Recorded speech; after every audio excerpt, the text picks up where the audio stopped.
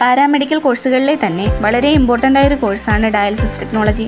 നമുക്കറിയാം, മനുഷ്യ ശരീരത്തിലെ വൃക്കകൾക്ക് തകരാറ് സംഭവിക്കുമ്പോഴാണ് ഡയാലിസിസ് എന്ന പ്രൊസീജിയർ ചെയ്യേണ്ടി വരുന്നതെന്ന്. ഉപകരണങ്ങളുടെ സഹായത്തോടെ മനുഷ്യ ശരീരത്തിൽ കിഡ്നി ചെയ്യുന്ന ഫങ്ഷൻസ് ഡയാലിസിസിലൂടെ ചെയ്യാൻ സാധിക്കുന്നു. ഡോക്ടർമാരുടെ നിർദ്ദേശപ്രകാരം ഡയാലിസിസ് പ്രൊസീജിയർ കൃത്യമായി ചെയ്യുന്ന പാരാമെഡിക്കൽ പ്രൊഫഷണൽസാണ് ഡയാലിസിസ് ടെക്നീഷ്യന്മാർ. മെഡിക്കൽ ഫീൽഡിലെ ഡയാലിസിസ് ടെക്നീഷ്യൻ ആകാവുന്ന ഒരു കോഴ്സാണ് ഡയാലിസിസ് ടെക്നോളജി. BSc ആയും ഡിപ്ലോമയായും പഠിക്കാവുന്ന ഈ കോഴ്സിൻ്റെ എലിജിബിലിറ്റി എന്നത് +2 സയൻസിൽ 50% മാർക്കോടെ പാസ്സാകുന്ന ഏതൊരാൾക്കും BSc ഇൻ ഡയാലിസിസ് ടെക്നോളജി തിരഞ്ഞെടുക്കാം. ഇതൊരു ഡിഗ്രി കോഴ്സാണ്.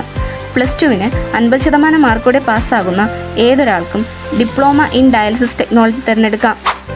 BSc ഇൻ ഡയാലിസിസ് ടെക്നോളജിയുടെ ഡ്യൂറേഷൻ വരുന്നത് 3 വർഷത്തെ ക്ലാസ്സും 1 വർഷത്തെ ഇൻറ്റേൺഷിപ്പും അടങ്ങുന്ന 4 ഇയർ പ്രോഗ്രാമായിട്ടാണ്.